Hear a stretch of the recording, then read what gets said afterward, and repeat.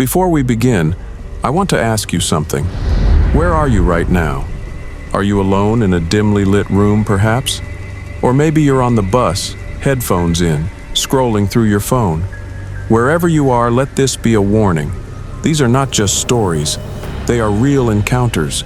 And once you've heard them, you may never look at the ocean the same way again. Now sit back, relax, and prepare for 3 terrifying true shipwreck mermaid encounter horror stories that all took place on the African coast. I had always been fascinated by the ocean, so when I was offered a job aboard a small cargo ship, I jumped at the opportunity. The journey would take us from the bustling ports of Lagos, Nigeria, to the quieter shores of Cape 3 Points in Ghana. It was supposed to be a simple voyage, just a few days at sea, but I could never have imagined what lay ahead. We set sail under clear skies, the crew in high spirits. There were about 20 of us, a mix of experienced sailors and a few like me, who were still finding their sea legs. Captain Kwame, a man in his 50s with a deep, booming voice, assured us that the journey would be smooth. He had done this route countless times, and nothing ever went wrong. The first 2 days were uneventful. We passed small fishing villages along the coast, waved at other ships in the distance, and spent our nights under the stars. It felt like paradise, a world far removed from the chaos of city life. But on the 3rd day, everything changed. It started with the fog. Thick, suffocating fog that rolled in out of nowhere, swallowing the ship whole. We couldn't see more than a few feet ahead, and the sea became eerily quiet. Even the seagulls, which had followed us for most of the journey, disappeared. "Keep calm, everyone," Captain Kwame called out. "This fog will pass. It always does." But there was an uneasiness in his voice that he couldn't hide. That night I couldn't sleep. The ship creaked and groaned as it drifted through the fog, and the air felt thick, like it was pressing down on us. Around midnight, I decided to go up on deck to clear my head. That's when I heard it, a soft, haunting melody drifting through the mist. It was unlike anything I had ever heard before, beautiful yet filled with sorrow. I felt a strange pull, an urge to follow the sound, to find its source. But as I moved closer to the edge of the ship, something inside me screamed to stop. I looked around and saw that I wasn't the only one who had heard it. A few other crew members were on deck, their eyes glazed over as they slowly made their way towards the sound. I called out to them, trying to snap them out of it, but they didn't respond. Just as one of the men, a young deckhand named Ayo, reached the edge of the ship, Captain Kwame burst onto the deck. "Get back!" he shouted, grabbing Ayo by the arm and pulling him away from the railing. "Don't listen to it! Whatever you do, don't listen!" The captain's voice broke the spell, and the rest of us snapped back to reality. But the song continued, growing louder and more insistent. The next morning, the fog still hadn't lifted. The crew was on edge, whispering about the strange song and what it could mean. Some of the older sailors muttered about mermaids, or mami wata as they called them. I had heard the stories before, tales of beautiful women with fishtails who lured men to their deaths, but I had always dismissed them as just that, stories. By midday, we spotted something in the water.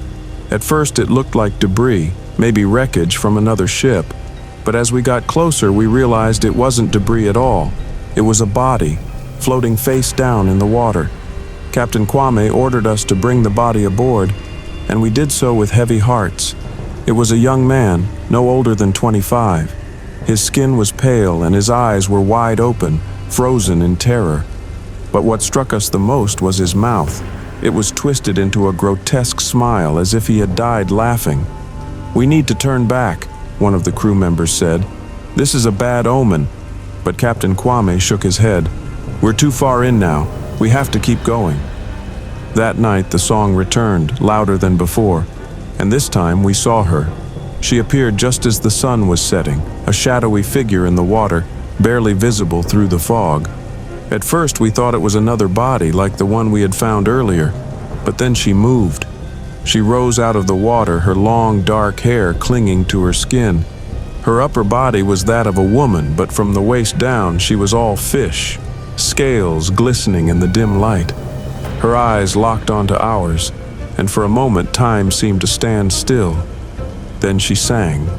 The same haunting melody we had heard the night before, only this time it was directed at us. I felt the pull again, stronger than before. My feet moved on their own, carrying me towards the edge of the ship. I could see the others doing the same, their faces blank as they followed the sound. But just as I reached the railing, Captain Kwame grabbed me. "Don't look at her," he shouted. "Don't listen." He dragged me back and the spell was broken. The mermaid let out a piercing scream, then disappeared beneath the waves. The fog lifted soon after, but the damage had been done.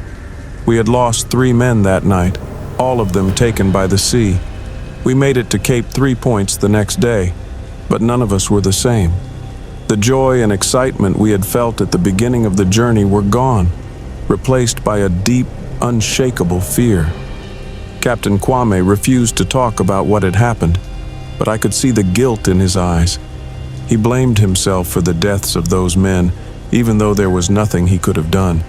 As for me, I never set foot on a ship again. The ocean, once a place of wonder and adventure, had become a place of nightmares. And every now and then, when the wind is just right, I can still hear that haunting melody, drifting through the air like a ghost. This happened years ago when I was just a teenager. My uncle had invited me to join him on a fishing trip off the coast of Mozambique. He was a seasoned fisherman, known for his skills in the waters of the Indian Ocean. His boat, the Zambezi Queen, was small but sturdy, and it had served him well for many years. I had never been on a proper fishing trip before, so I was excited to go. The plan was to spend a few days at sea, catching fish and enjoying the open water. But things didn't go as planned. The first day was calm and peaceful.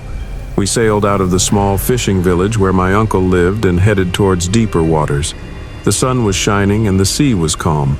My uncle taught me how to cast a line and reel in a catch, and by the end of the day we had a good haul of fish. That night we anchored the boat in a small cove and settled in for the night. But around midnight I was woken up by a strange noise. It sounded like singing, soft and distant but unmistakable. I got up and went to the deck to investigate. The moon was high in the sky, casting an eerie glow over the water, and that's when I saw her. She was floating just a few feet from the boat, her body half submerged in the water. At first I thought she was a woman who had somehow ended up in the middle of the ocean. But then I saw her tail, covered in shimmering scales that reflected the moonlight. I couldn't believe what I was seeing. It was a mermaid, just like in the stories I had heard as a child. But this wasn't a fairy tale. This was real. She was beautiful, with long flowing hair and deep dark eyes. But there was something unsettling about her. She was too still, too calm, as if she was waiting for something. I wanted to call out to my uncle to tell him what I had seen, but before I could, she dove beneath the water and disappeared. The next morning I told my uncle about the mermaid. He didn't believe me at first, but as the day went on, strange things started happening. It started with the weather. The clear skies from the day before were replaced by dark, ominous clouds. The wind picked up, and the waves grew larger and more violent. My uncle tried to steer the boat back toward shore, but no matter what he did, we seemed to be getting farther away. Then came the voices. At first they were soft, like whispers carried on the wind. But as the storm grew stronger, so did the voices. They were singing, just like the mermaid I had seen the night before. My uncle's face went pale when he heard the voices. He muttered something in a language I didn't understand, then grabbed my arm. "We need to get out of here," he said. "Now." But it was too late. The storm had us in its grip, and there was no escaping it. The waves crashed against the boat, tossing us around like a toy. I held on to the railing for dear life, praying that we would make it through. But then, out of the corner of my eye, I saw her again.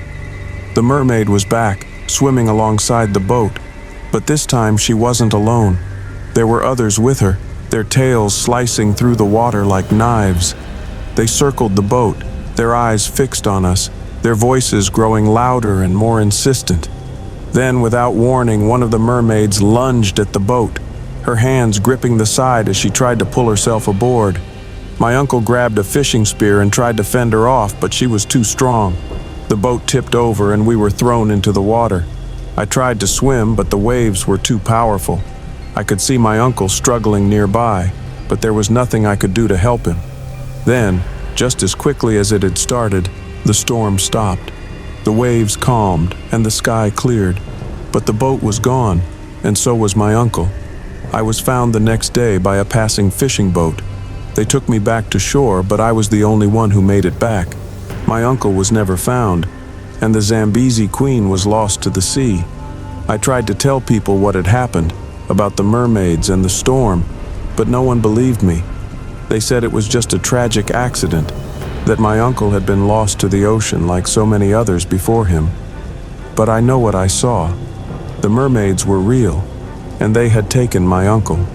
And to this day, whenever I hear the sound of the ocean, I can still hear their voices, calling out to me, reminding me of the day I barely escaped with my life.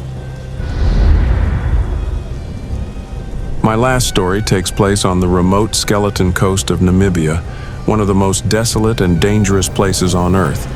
The locals call it the Gates of Hell, and it's easy to see why. The coastline is littered with the wrecks of ships that have run aground over the years, their skeletal remains a grim reminder of the ocean's power. I had joined an expedition to explore one of these shipwrecks, an old Portuguese galleon that had been stranded on the coast for centuries. The team consisted of archaeologists, divers, and a few sailors, all eager to uncover the secrets buried within the wreck.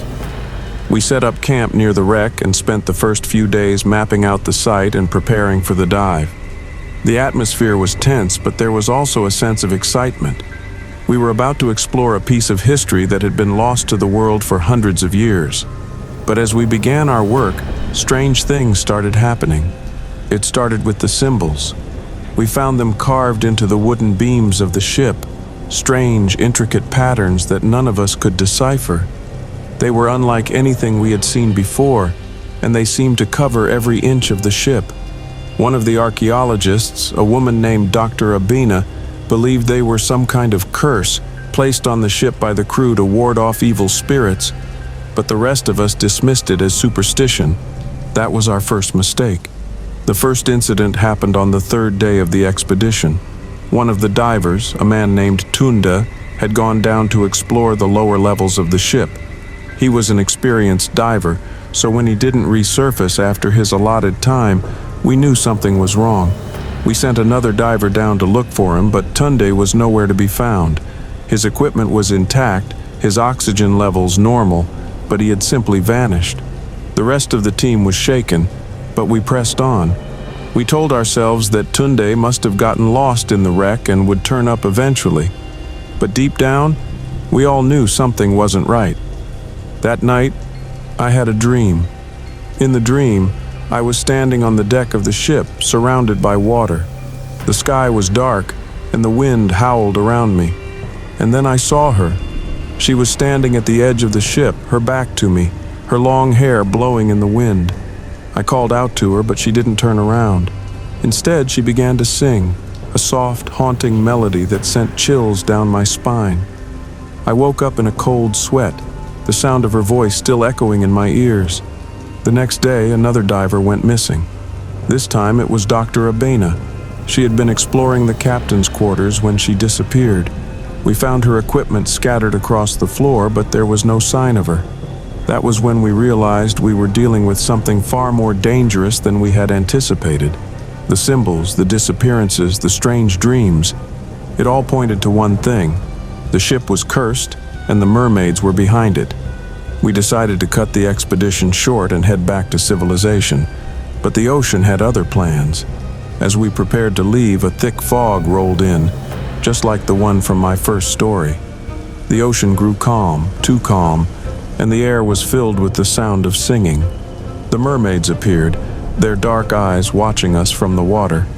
They didn't attack, not at first. They simply watched, waiting for us to make our move. But as soon as we tried to leave, they struck. They pulled us into the water one by one, their sharp claws cutting through our flesh like butter. I don't know how I survived. Maybe it was luck, or maybe the mermaids decided to spare me. All I know is that I was found washed up on the shore the next morning, the only survivor of the expedition. The locals told me I was lucky to be alive, that the skeleton coast was cursed, and those who ventured there were never seen again. And they were right. The mermaids were real, and they were the keepers of that cursed coast. And to this day, I can still hear their song, calling me back to the ocean, back to the place where I almost met my end. These were my 3 encounters with the terrifying mermaids of the African coast. If you ever find yourself near the ocean, especially at night, remember these stories. And if you hear a strange song, whatever you do, don't listen. Which of these stories gave you the creeps? Share on the comment below and see you on the next story.